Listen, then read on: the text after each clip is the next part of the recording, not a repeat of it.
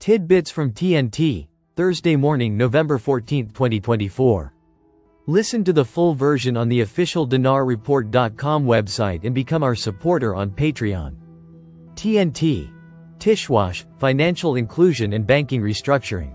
The current government's interest in the banking sector has become striking to the point that it can be said that the government is actually undertaking the Financial Inclusion Program, whose founders aim to deliver services to all regions of the country and include all societal and age groups with these services, with the aim of encouraging all citizens to open bank accounts and then withdraw the cash mass hoarded by the public, which the central bank estimates at about 70% of the issued cash, and circulate it in the banking arena activities, with the aim of raising credit rates and contributing to creating real development. On this basis, the Prime Minister's office's statement came in this regard recently, which referred to some of the challenges facing the efforts to reform the financial and banking system as one of the priorities of the government program, while the statement identified a number of steps with the aim of confronting these challenges and ensuring the strengthening of confidence in the financial and banking sectors, facilitating the process of economic development, and raising indicators of financial inclusion. However, the clear intersection between the government's direction and the banking restructuring program indicates a number of observations that are directly related to these steps, such as the contradiction between what was stated in the content of these government steps and the bank's procedures regarding restructuring. As some government banks have taken steps, the issue of restructuring, which was apparently limited to the merger of large numbers of branches of operating government banks, included branches on the outskirts of governorate centers and in the middle of them, which undermined the service area in which these banks operate.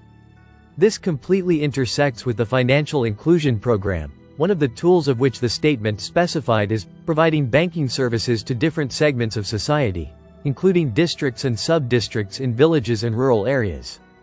The steps mentioned in the statement, which are in the process of intensifying efforts, did not indicate the issue of the conditions previously set regarding raising the capital rates of banks to about 450 billion dinars by the end of December 2024, which obligated all private and government banks in this regard. Otherwise, these banks will be merged or liquidated.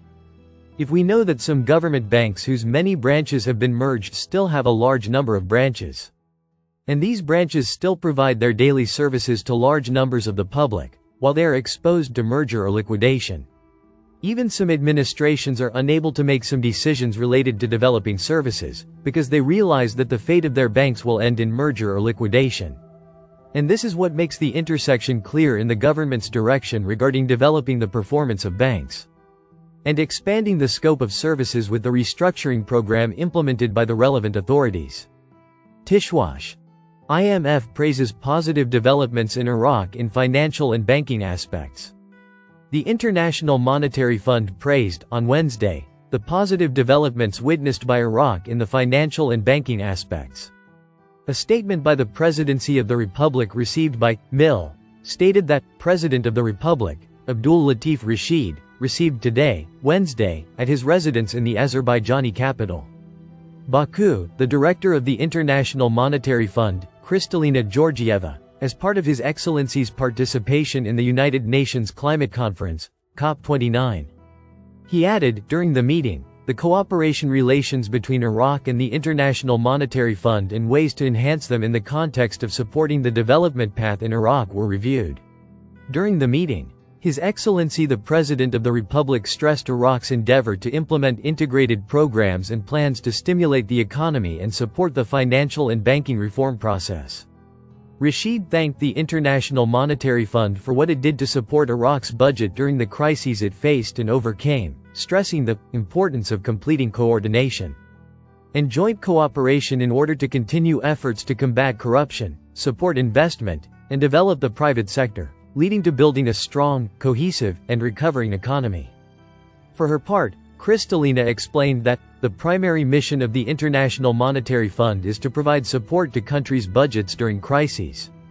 And this is what the fund did with Iraq during a difficult period, but it overcame it, praising the positive developments that Iraq witnessed in the financial and banking aspects and in the field of stimulating the investment environment, which contributed to a decrease in the inflation rate, growth in the non-oil GDP, and implementation of controls that contribute to combating money laundering.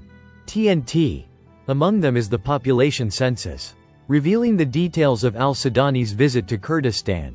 Political analyst Ali al-Baydar confirmed, today, Wednesday, November 13, 2024, that Prime Minister Mohammed Shia al-Sudani's visit to Kurdistan includes 5 files. Al-Baydar said in an interview with Baghdad today that al-Sudani's visit to Kurdistan aims to mediate between the Kurdish parties, with the aim of forming the next Kurdistan government, in addition to the file of the general population census, and reassuring the Kurds about the concerns they have. He added, the other file is the Turkish efforts to revive peace with the Kurdistan Workers' Party, the Sinjar issue, and the implementation of the agreement with Iran regarding the presence of Iranian opposition parties within the borders of the region. Al-Baydar pointed out that the Kurds are a key player and an important partner in the political process, and everyone is trying to win their favor, and al-Sudani deals as a statesman and comprehensively with the issues of the homeland, with the region or even the files within Kurdistan. Prime Minister Mohammed Shia al-Sudani arrived in the Kurdistan region of Iraq today, Wednesday, November 13, 2024, on a visit that includes the cities of Erbil and Sulaymaniyah. The visit comes within the framework of the federal government's efforts to enhance cooperation with the Kurdistan regional government and find solutions to issues affecting the relationship between the region and the central government. Listen to the full version on the official dinarreport.com website and become our supporter on Patreon. Source: Dinar Recaps.